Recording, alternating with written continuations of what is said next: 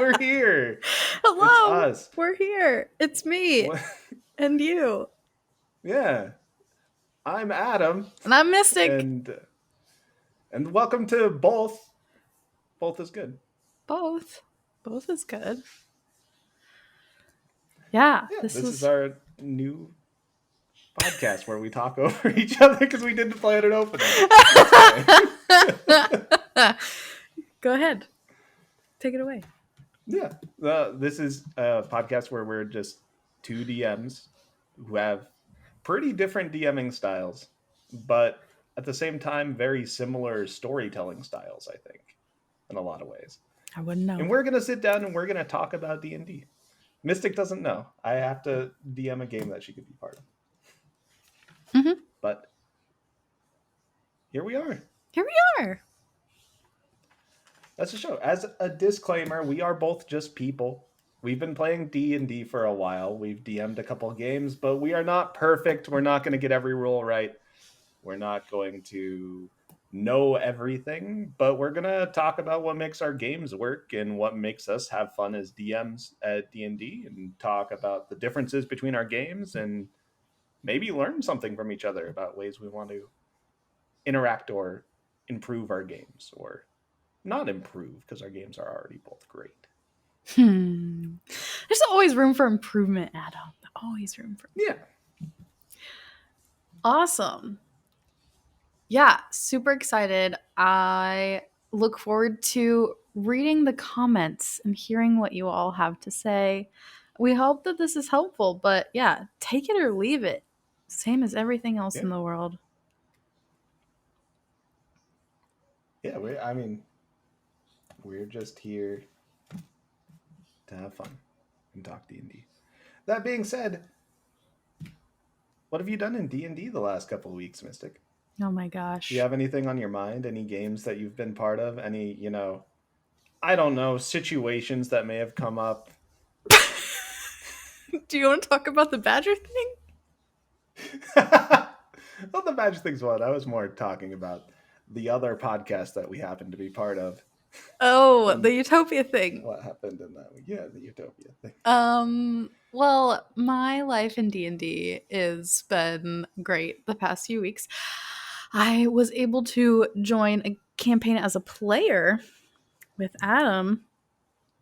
We're only playing once a month, sadly, but it's fun, and that's where the badger thing comes into play. We don't have to talk about that. And We don't?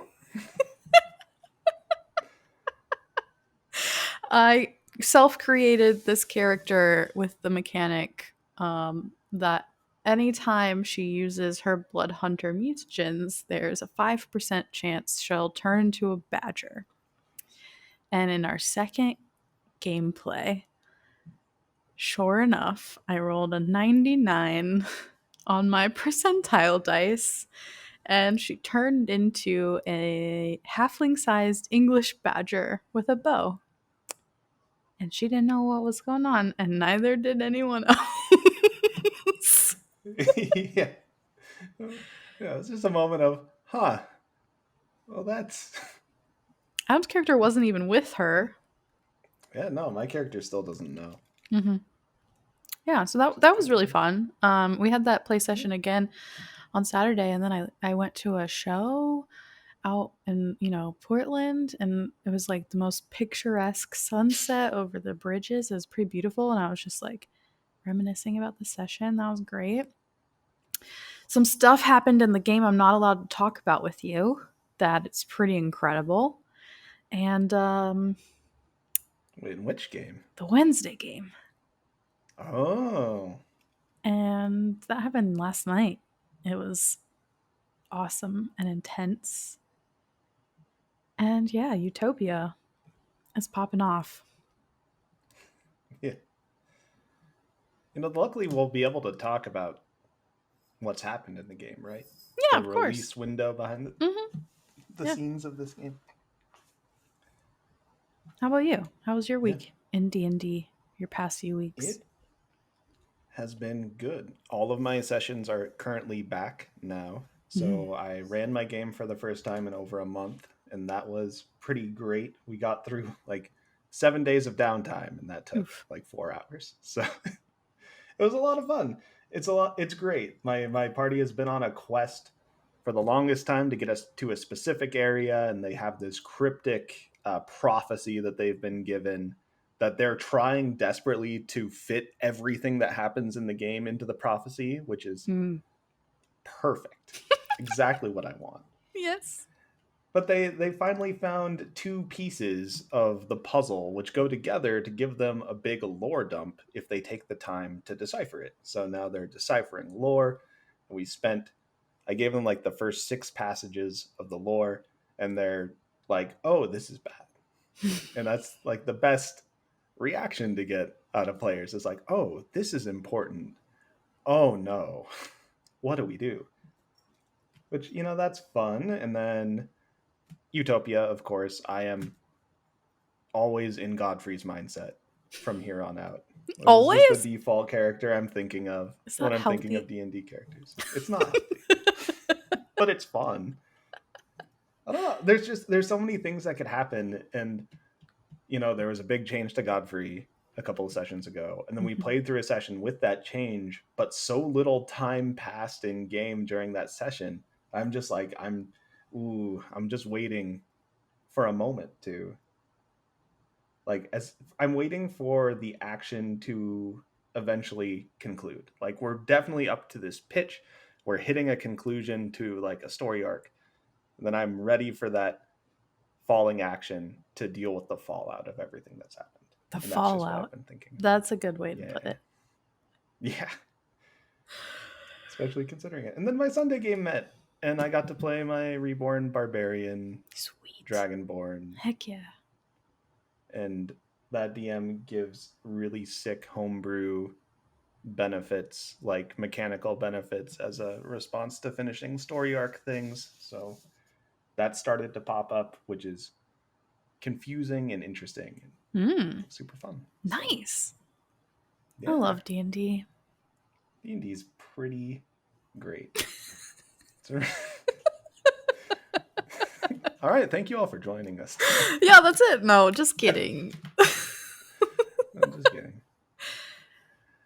Well, the point of the podcast is to talk about a topic that we both approach very differently.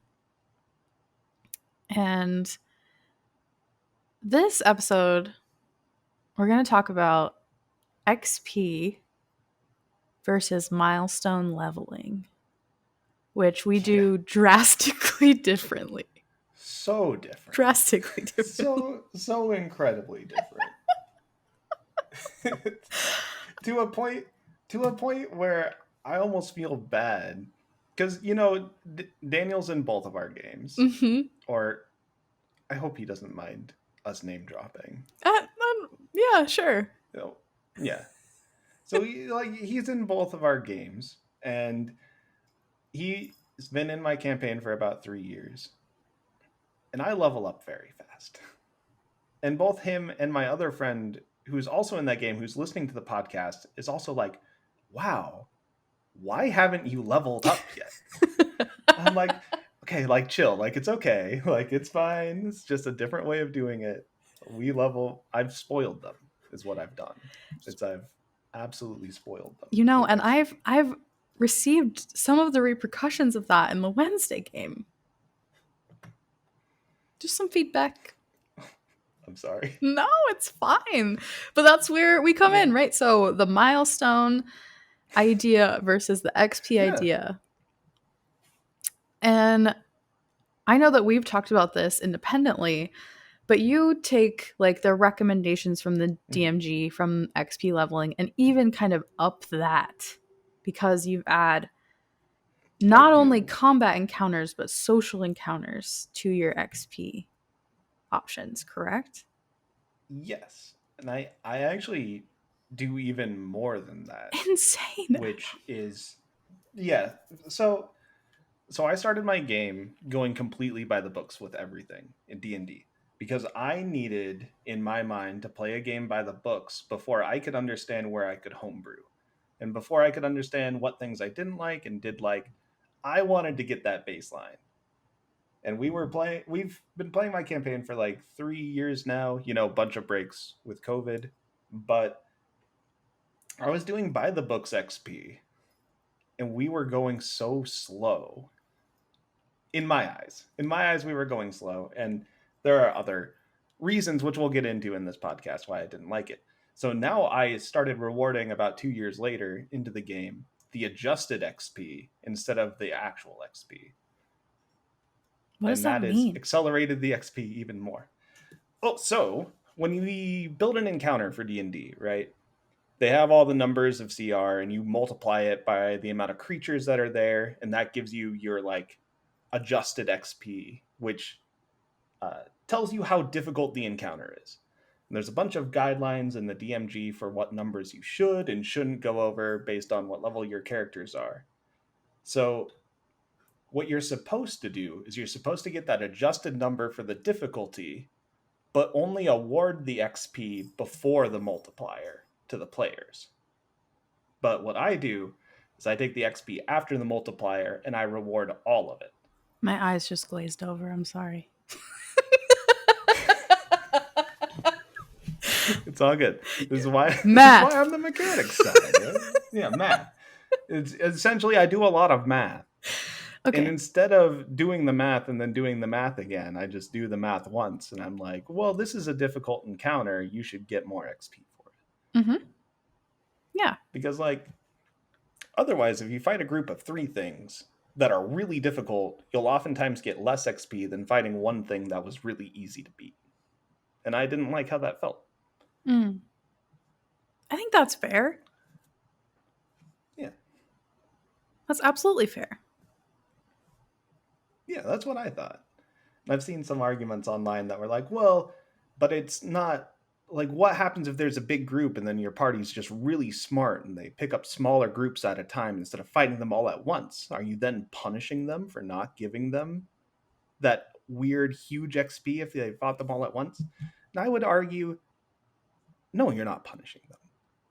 They're getting rewarded by easily dealing with this problem that they're facing in the world. Because the game's not all about XP. It's about the story, right? Exactly. Yes, This is why exactly. I dislike the XP leveling system. You just gave me the best segue. Oh, So, okay. Go so ahead. yeah, for me, I came into D&D late after growing up playing video games and acting and things, but like came into it from a story slash video game perspective. And I love open world RPGs, and like that's what I want to do. That's what I want to play when I play video games. And so when I first started DMing, I read the DMG and I was like, this is stupid. In regards to the XP, I was like, this is math. I'm just gonna do what the video games do. I'm gonna have like a main story arc, and then that's when you're gonna level up. And I built them strategically so that everyone knew, and I made it very clear in every session zero I've ever run that this is how the game is going to work. And it's really the way that I operate as a DM also lends so much for just like you can steamroll through the main story arcs if you want, like, and you'll level up faster, or you can explore the world and explore the lore and explore the bounties and like do all the things and level up a little bit slower. But you get a chance to live in your character. And that is why I dislike the XP leveling system. I want myself to fully understand all of the spells, all of the feats. I want to use them. I want to be taxed of my resources in situations and like have to find my way out without using mage hand or like whatever, or eldritch blast, which you'll always have as a bad example, but without having those resources available to you. And if you follow the XP system laid out in the DMG, you will consistently get new things without having ever used the things that you have. And I don't think that's realistic in terms of like a story arc or becoming a functional hero. Like you have to Okay. know everything you can do and would do. And I think it makes a better story. Yeah, I could see that point. I would say like there's a way to run it with XP where you still do get the opportunity, but maybe not with as much time. Like definitely if you went by the base XP system, I think you definitely spend more time in each level than what I do in my game. Mm. Because what I'm doing in my game definitely does rob a little bit of that. And because like I also was a nerd and did a bunch of math, and I'll hold up a paper that only Mystic can see and that no one else can see, Nice. where I did like, oh, if we just get adjusted levels and XP, like how many adventure days do you go through, yada yada. It's like a But month, right? it's 35 adventure days, which isn't a month because not every day is an adventure in D&D, right? That's fair. Yeah, like some days you're taking downtime in town, some days you're traveling, some days you're just uncovering a mystery, sometimes you're finding the dungeon. Not everything has to be this high risk adventure where you get the full adventure days experience. But uh I think 35 adventures, like that's a lot of writing to do. That's like a lot of adventures. Depending on how you write adventures. Obviously, if you're just throwing the right amount of XP of monsters into a room and just saying, hey, go beat the monsters in the room, then it's not that difficult. But I like to take that adjusted XP and build a story around it, with a beginning, middle, and end that fits into like the greater scheme of what's happening in the story as a whole. But I think that's a topic for a different day. Yeah. How do you approach XP then from like a battle by battle standpoint? Like, do In what you way? try to, like, have you ever strategically as a DM been like, I know my group is getting close to leveling and I don't want them to, so I'm going to make sure that this next thing that happens is a lower XP gaining situation than what it could potentially have been? No, never. You're just like, go for it. Yeah, because I think it's fun for them. Like they Yeah. like that they like to level up and they like to feel stronger. And like I won't purposely ever like look through my notes and be like, oh no, they're this XP and I want them to be this level for this boss fight, so I can't. I have to limit them like artificially. So but that's also like part of a stress that I put on myself for session prep, because I Mm, definitely am a week before session prep to adjust to what they've gained and what they've done in a session. yeah. What is session prep? What is session prep? I'm just That's kidding. another I'm topic. just kidding. I mean, I just remember, Yeah. so I think with this we can totally flesh this out in another topic, but it touches on this Yeah. slightly. So I what's sticking into my brain right now is Mhm. Utopia post null battle Yes. off camera after the session. Mhm. You were like, so we're leveling up, right? Or someone said that, right? Someone was like, we should be leveling up. And Pretty I sure that was more. Yes. okay. And I shared the total XP from that encounter. I'll share it here. So the total XP from the Null battle on the road and the Null headquarters is 3,400 XP. This is ranked a deadly encounter for 5 players at 3rd level. Like ridiculously deadly, right? And sure, it was difficult, but no one went down. And that's because there was true risk to the situation. And all the campaigns that I've played in, maybe this was DM style, but it was with different DMs where we used the XP system to level. The imagined risk kind of disappeared. Because if you follow that DMG super closely, you would have never put them in that situation, right? So the risk is different. Like the risk of you dying, your player dying, is so small that people just act a fool. Which is fine. Like, if you want to run that kind of campaign, go for it. But like, I like to make things feel more realistic. Like, there are actual stakes to going and fighting these gnolls. And I think that like ignoring the XP is a way to do that.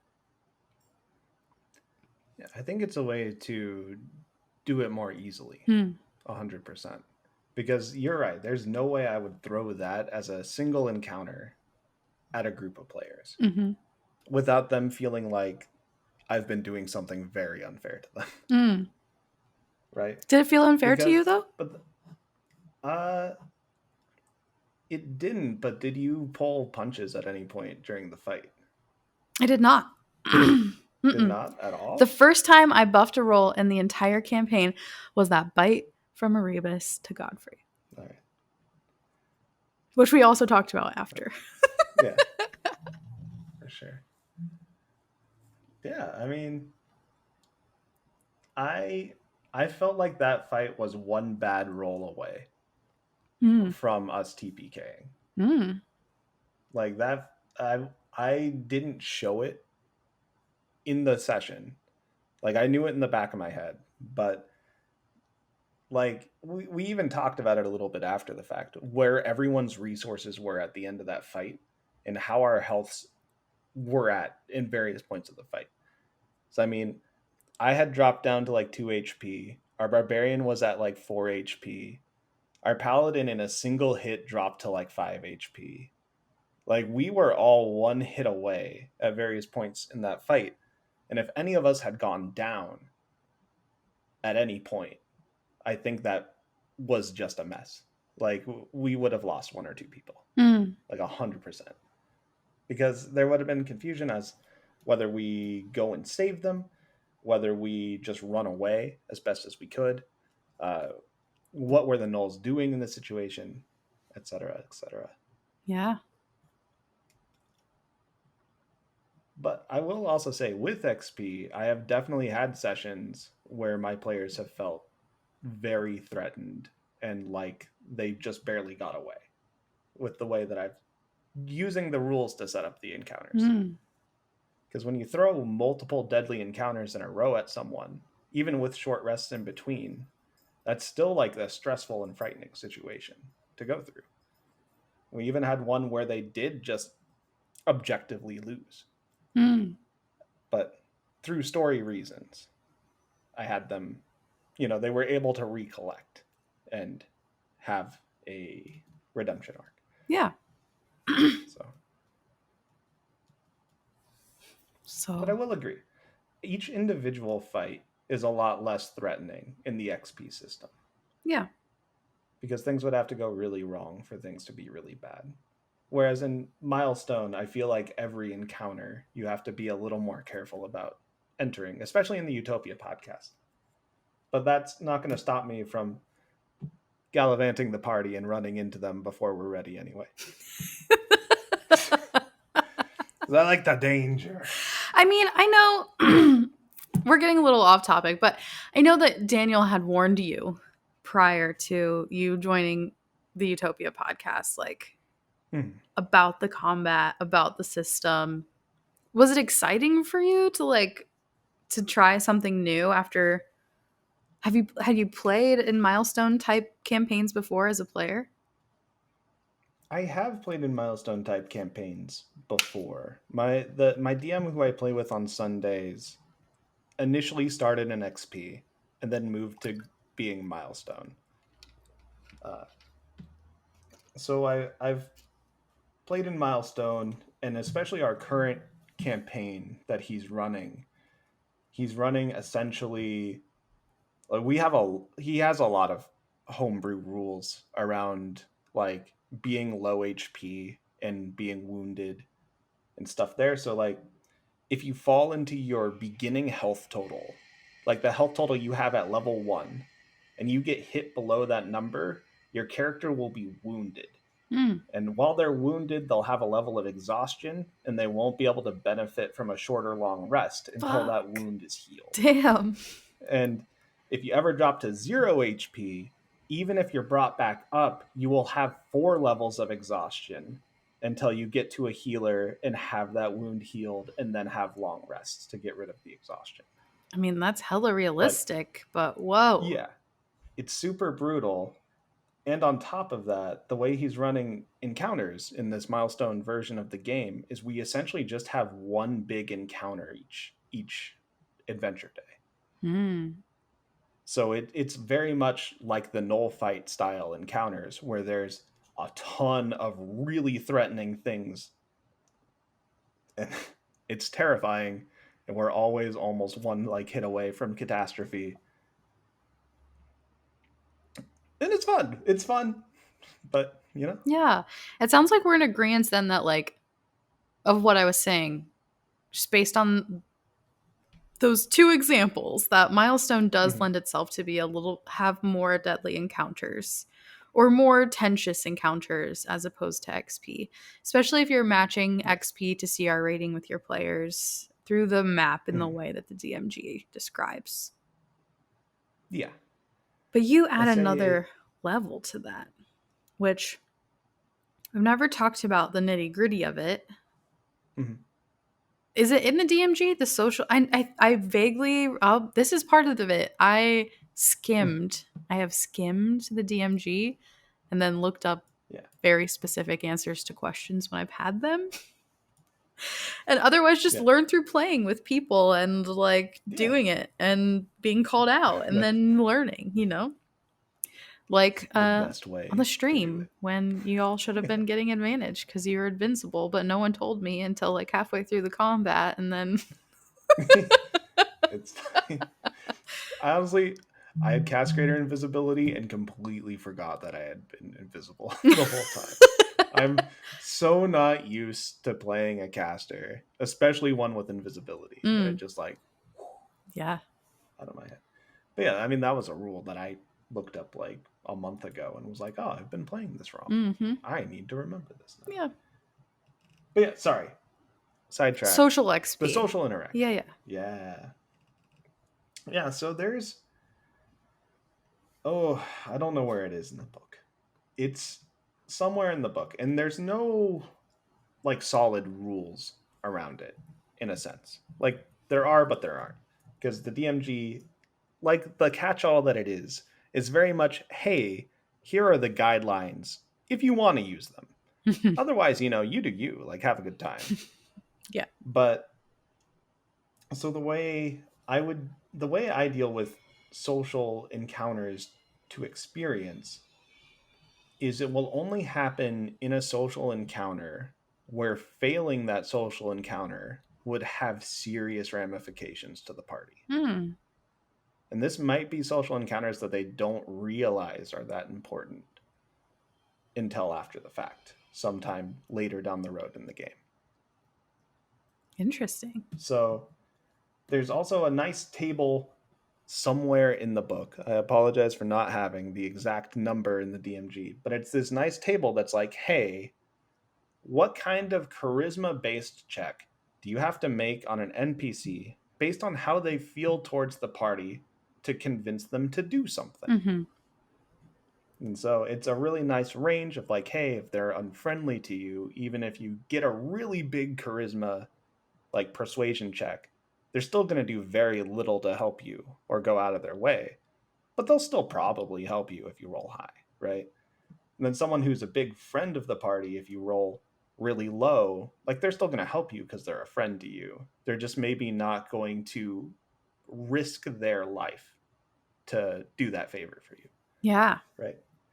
And so I like to use that as kind of a baseline for creating these social encounters that have stakes. Hmm. And on top of that, we have a changeling that's part of a very scary assassin's guild in my world who periodically has to have meetings with their guild. Those are mostly when the social experience comes up because that's scary stuff. It's Daniel. really scary to create something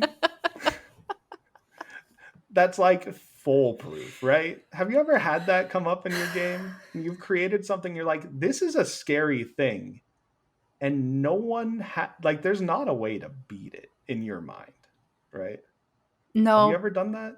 no, no No. one's ever done that in my game, but I'm doing it in Daniel's game, which is a little bit fun. Oh, yeah. At least as far as I know. Okay. All right. In some way, in one way or another, I have found his most deadly organization and Hmm. made my character about it. Which Nice. you already know. It's not a secret. Yeah. We've talked about it. Yeah. Um, yeah. You make my brain think a lot. Yeah. I don't think I'll ever change over, but the social thing is interesting to me because it makes sense. When we initially thought about the or talked about this like a few months ago, I was like, "Oh, you just like Mhm. every day you're gaining XP because every day you're probably talking to people, like." But in this Yeah. context where it's like specific conversations that hold weight to the overall Mhm. outcome, that makes more sense. That's Yes. It's cool. it's not just free XP every session. XP. There's XP bonanza. Just sit in town and gain levels. Let's have a good time. No, it's specifically when they're like accomplishing goals or doing difficult skill checks to get things done. Like I'm still on the fence of if I'm giving them XP for deciphering this piece of lore they're currently working on. Do you give Because it? it is, Sorry, go ahead. it's all good. Because it is important, but I think they've already earned the XP around it in getting it in the first place. Do you grant XP for like puzzles? Only if they're puzzles that if they fail have a chance to kill them Hmm. or deal a bunch of damage to them. Yeah. It's the same thing with traps. It's that's like one area where I want to improve, but I haven't had like the creative day where I'm like I'm in the mood to create these difficult puzzles and traps Hmm. Yeah. that'll grant a bunch of XP. But yeah, because I think it also then if you have like a rogue who's able to disable them, they feel extra good because they're not only preventing the damage, but then the party's still getting XP for navigating the puzzle or navigating the trap successfully. How do you feel about multi-level leveling? And that was a bad way to say that, but like how Okay. would you feel about like the beginning of Utopia, how different party members were at a different level and leveling up from there? Or in that example, like what if it was only the rogue that got the XP for disabling the trap and then they gained XP each character? It'd be fucking awful to track, right? But like what if they gained Mhm. XP based on their own specific, like maybe the bard is the one who has this charismatic save and gets the XP for the social interaction, and then the levels get all weird with the party.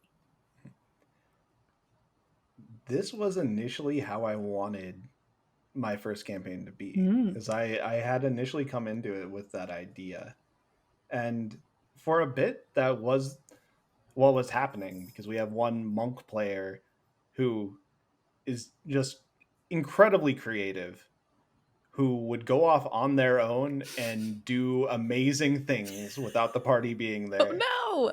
just because they're playing a tabaxi with like a cat attention span, so they'd like see something and they'd just go without telling anyone. Lean into the So cat.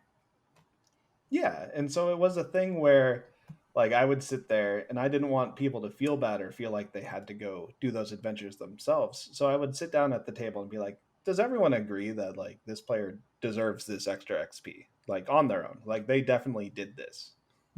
And we played like that for a while. And then one of our characters died Mm. or pseudo died in a way. Hmm. They became a flail. It's a long story. But so they became a You're flail. gracious is the moral of the end of the story there. It wasn't gracious. It was part of a larger plot Oh, okay. that this evil villain had in store, you know. But so essentially there was a character death and I had talked to them about bringing in another character And my initial idea was that the rest of the party was going to be, I think they were level 6 at this point, and this new character was going to join the party at level 1 Mm. and adventure with them. Because what I was really interested in is seeing how that XP difference would catch him up to the rest of the party. Because I think like the math was in one session, like one normal adventure day, from level 1 they'd level up to like level 3, Mm. and then like the next day they'd be level 4, and the rest of the party would grow up to like level 7, and then the person who was behind would slowly catch up because of the way XP was normalized. But the player was really against it, and my number one for D&D is always the fun. Yeah. Like, I just want people to have fun. Mm-hmm. So it was an interesting idea that I wanted to play with, but players at my table weren't as excited about it as I was. So I was like, that's fine. We'll normalize XP. Like, people will just be on the same page. That way no one feels like they're being left behind. No one feels like they have to go off on their own to get more XP. Nobody has to feel like they're missing out when the party's working together to achieve the ultimate goal of the story, right? Do you feel like the XP system then, well, you stopped doing it, right? But do you feel like it Mhm. became an exploitation of your players to just like run and do their own shit just to get the points? I never got that. My players never did that. Uh, but I'm also playing at a table where we're very invested more in the story and less than the XP, right? Because that was part of our sit down in session 0. So we all wanted to be part of a story, and we're playing D&D for the story and not for the mechanics. Like, we're not playing D&D the war game. We're playing D&D the communal storytelling game. Yeah. With war game elements. Mm-hmm. And players all had that understanding, and no one was trying to game the system or get more XP than anyone else. Everyone was just playing out their character, doing what they thought that they would do and what they wouldn't do. Yeah. Have you And I ever? feel like if you have that understanding with players, then a lot of these like XP fears kind of go out the window. I don't trust you fuckers.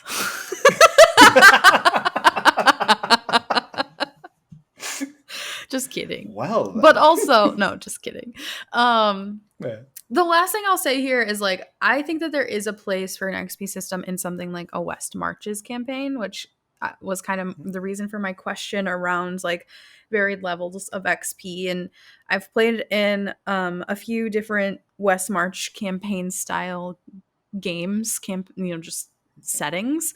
And it's pretty fun, but it's a crapshoot on who you play with, which makes it not fun all the time. And you play with different people of different levels, and sometimes it's great and you're like level 3 and everyone's level 8 and you just get to farm that XP and level up. And other times yeah, it's the opposite. And I didn't much really like that for the reasons I said prior, right? Like Mhm. maybe I never got to use my bag of things that I wanted to like be this critical part of my character because I never was put in a situation where it made sense. And then Mhm. now I'm level 8 and I still have this bag of things that I've never used because it's just all combat. And that's like a very specific type of campaign, right? But just Mhm. feeds back into Can you my fear. can you describe what a West March campaign is? Yeah, West March's campaign Yeah. is a type of like mercenaries guild esque type of campaign where players can sort in and out, and a lot of times different dungeon masters or game masters will come in and lead different types of essentially like bounties, and you can level up, and every guild or West March's campaign will have their own rules on what that looks like and how that works, but it's essentially a way to play D&D with a larger group of people, um, and it changes every time, and it's very much just like video game bounty board style. Yeah. Yeah. Yeah. I'm sure That there's a sounds way you pretty could cool. do West Marches where it's like more RP heavy social, but I've never been involved in any of those. It would be really interesting to try. You're social diplomats and you have to go to all these dinner parties. Well, I'm imagining this idea, right? I guess bear with me. This is going Yeah, to be a yeah. sidebar, right? You have this idea where it's like a normal D&D campaign where you have a big thing happening, and everyone has their backstories, and you as the DM have done the work and you've connected these backstories with secrets that each of the characters are keeping. But because some of the characters don't play at the same time, these secrets just start to get passed between players, where it eventually becomes a word of mouth between everyone. And so they're all kind of collaboratively uh, just trying to figure out what's going on with the people they have available and trying to get information to the people who will be there next time to tell the other group of people. So it becomes this crazy game of telephone. It sounds like Bridgerton to me. Sorry, after that sidebar, I wanted to get back on track in saying that I think it's kind of part of a DM to. Oh, no, no, no. That's not what I wanted to say. That wasn't it. You were talking about like having a bag of beans that you wanted to be critical to your character, but not having the situation to use it until way late in the game. Mm-hmm. And I think those are the coolest scenarios to have those items for. So you've been holding on to it and you've never gotten the opportunity, and no one knows that you can do it. And then when that crucial moment comes, you just whoopah, you just have it. And maybe it's a magic item you've been holding since like level 3 and you're like level 15 now, but it's like the crucial weakness to what you're fighting, or it's like a dust of choking that you throw into a beholder's mouth and it suffocates because it fails all of its con saves.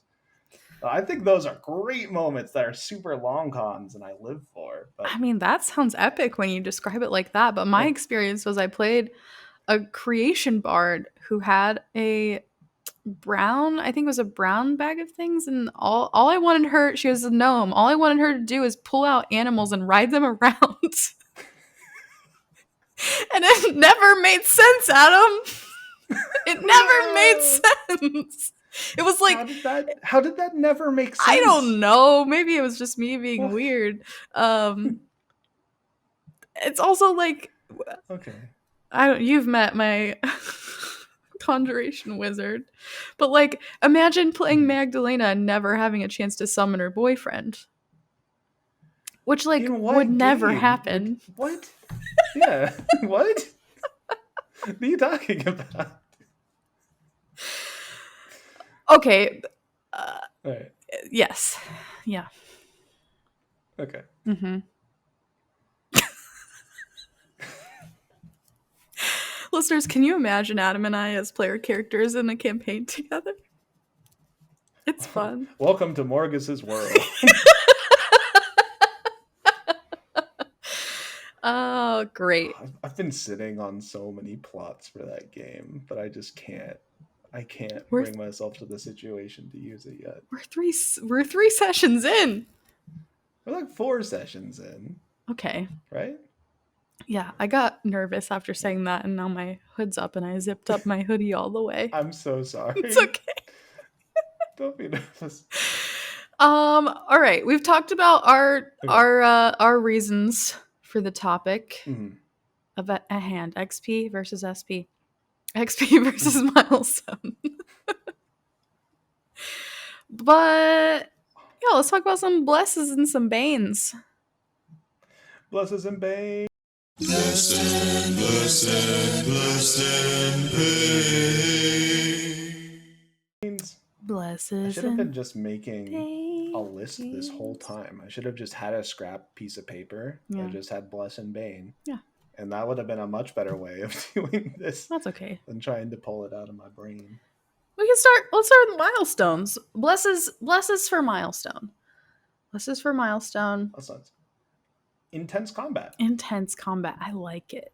I I think if you're a big fan of intense combats and like I think milestones an easier way to get that. Yeah. I don't think it's impossible in XP. I will stick by that. Don't think it's But- impossible with XP if you buck all the CR ratings. Which we can talk about another time. Yeah.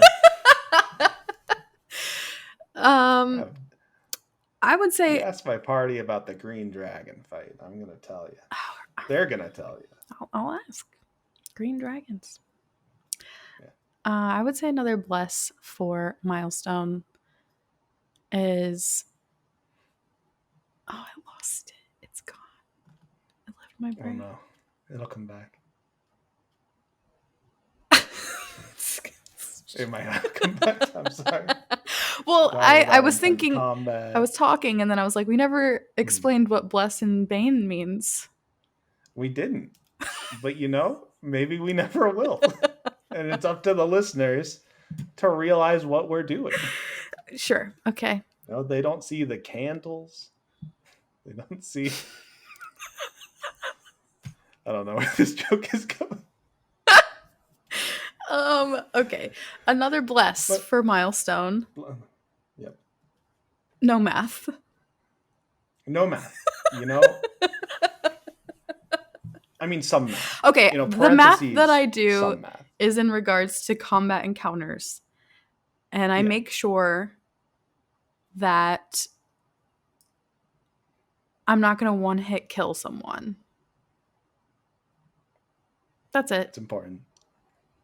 But sometimes it's like, if I rolled a 20, it could happen. Yeah, that's really makes me feel comfortable going into next week's fight with the Cyclops. It makes me feel pretty good. Definitely not scared at all. My half HP monk. Yeah, you're really marathoning it right now. Yeah. Any more blesses for Milestone? I mean, these are blesses that don't have to be mutually exclusive, right? I figured it'd be the bless could be for both. Like blesses and banes for Milestone, then blesses and banes for XP.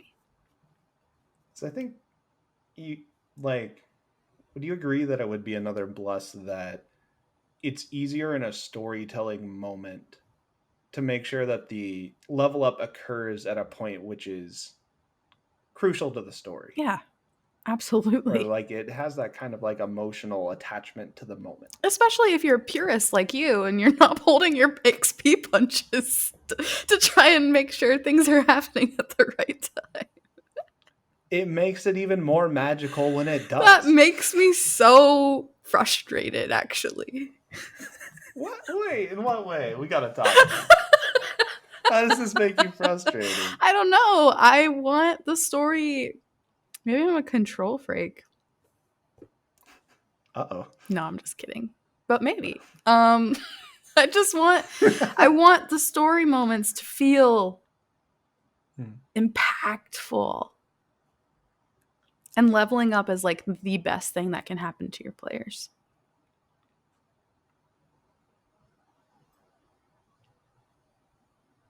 Leveling up is pretty cool. But I feel like moments themselves can be impactful outside of leveling up. Sure. I would say a bane for Milestone is that your players might get frustrated with the pace of your game. Depending on how you pace Milestone, because that's maybe another conversation. Game pacing. Yeah.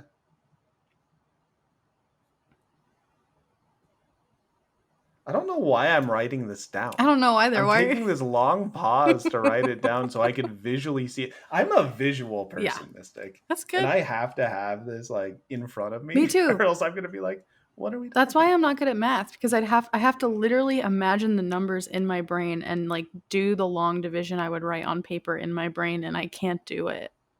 I just give up. Yeah. Another bane for Milestone, aside from your players being angry, is that if you're not doing the bare minimum of checking your monster's attacks, you might TPK your players. Yeah. The encounter might get too intense, Might get too intense. right? And you don't really know because you didn't do the math. That's true. That's true.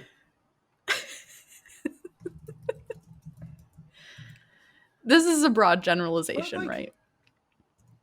yeah, like we said in the disclaimer, don't add us. Don't add You us. know, don't add us. You know, have fun in the comments. Just tell us what you But, want us to like, talk about next. yeah, we're just people. We're just talking from our experience and using these two systems ourselves. What about XP? I'm trying to, yeah. So XP, I'm someone who likes to start with the downside first and go to the good side. Okay. So I think we could immediately say that the number one downside of XP is math. Yes. Because you got to do a lot of it. Yes. But you don't have to do as much anymore because Xanathar's has this really nice table that's like, hey, they're this level, throw this CR at them.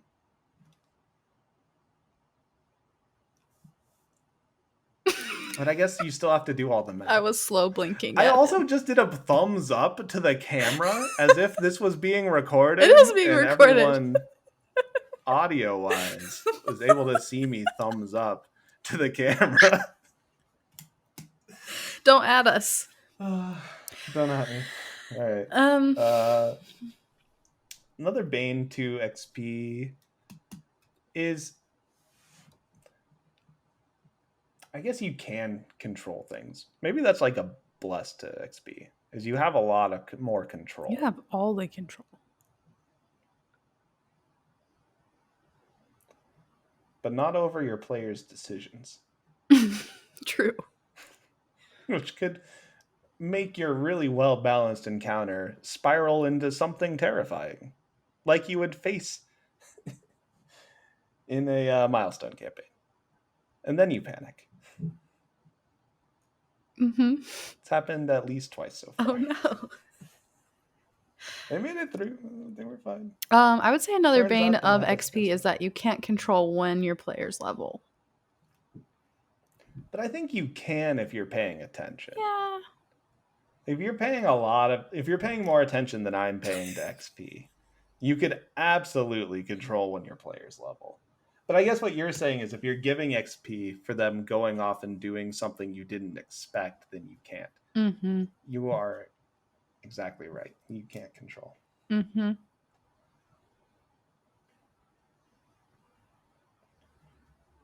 Can't control when they level up. I'm being silent and writing things on a piece of paper that I'm not going to use ever again. Every work Fine. meeting I'm in when this happens, I look up and I tell the client who probably hasn't worked with me before because I get self-conscious that I cannot type and talk at the same time. And every time they laugh at me and I'm like, it's a thing. I'm sorry. It's so true. It's very true. No, I'll sit on this pedestal with you. If I'm typing and talking, I'm typing what I'm talking and not what I'm supposed to type. Mm-hmm.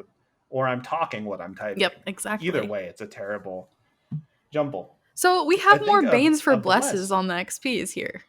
Well, I think a bless for XP is that the players feel like they have more control over their destiny, right? Is it really? Because a player could decide that they could go off and do something that's interesting to their character that may not be the immediate track, but they could still get experience and potentially level up for doing something that you didn't expect them to do, but was really meaningful to them, right? Mm-hmm. Would you agree with that? Sure. Wasn't a very reassuring sure, Mystic. Makes me feel like maybe you don't agree. No, I hear you. It's great. Okay. I just like Milestone better still. I'm glad we had this conversation. That's fine. It's okay. Like, that's the thing. You could do both. You could do either. They're both good. They're both fun. I would say a bless for XP is that you get rewarded for social interactions. Yeah. Which I guess you could say, like, a milestone could be, like, having a difficult conversation. You could level up from that. Yeah. But, like, it's not normally what people do. I don't know. I can see a situation where in a milestone campaign, like the whole level milestone is just you doing investigations throughout a city, right? And you're just trying to track down a certain person, and as soon as you find them, that's when you level up. Yeah, that's how the first level was originally for Utopia. When you found K-Pie, you would level up. Huh. Then I changed it. Wait, no, I think Livy and Ziba did level up at that point. Yeah, they did. I think so. Yeah. You didn't, but they did. Nope. I still haven't. You're still level 3. Oh my god, I just realized that. Yeah. It's been so long. It's been like a year. Oh shit. Yeah. That's a downside. That's a downside. I can't believe I'm just realizing this. Anyway. Yeah. I mean, time is a weird thing, right? Like, how does it really work? We don't know. Do you feel like you fully understand Godfrey's mechanics at this point? Yes, but I also did like 9 months ago. Because I'm a mechanics-based mindset. But I really know Godfrey's mechanics very well now. Mm-hmm. So that's still true. It is still true. And as we come up to almost the hour mark, how do we do both? How do we mix Milestone and XP in a campaign? Would it work? What would it look like? I think you could.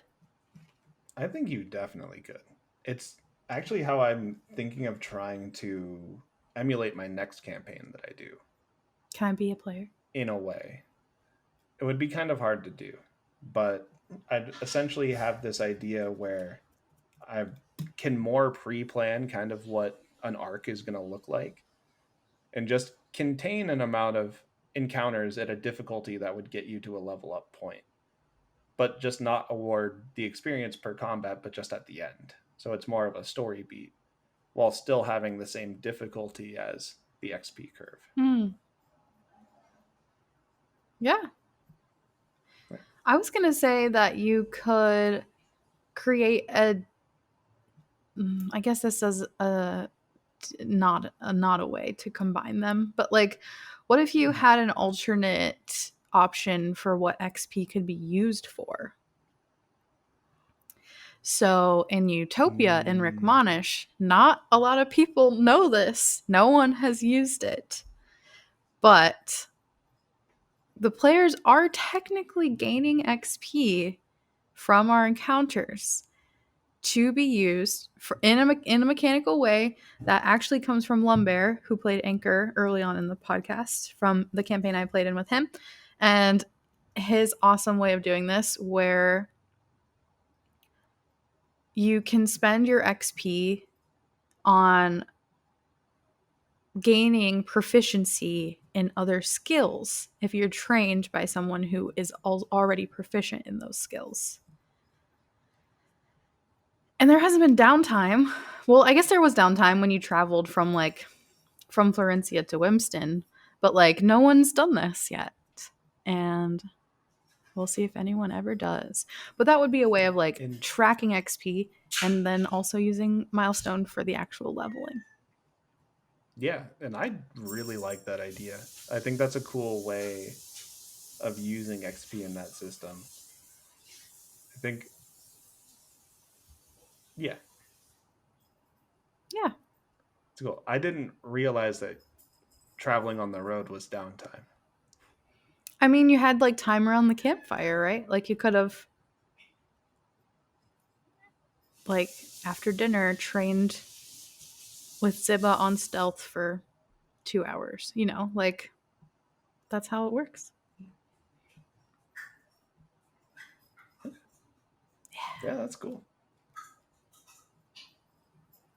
Any I other? like that. So, can we definitively say that both are good? Both are good. Both are good. Both are good. Both is good. Yeah. It is. All right. Well, I hope everyone listening liked this episode of Both. Both is good. Both is good. And we have more. We have lots of topics, as you heard. Lots to talk about. Yeah. And if you have topics, add us, even though we've told you repeatedly not to. Add us in the right way. If you love You us, can find me. add us Yeah. with a gif of an angry mom. Like Pitchfork style from Shrek. Yeah. I find that endearing. Mhm. I enjoy that. I like it.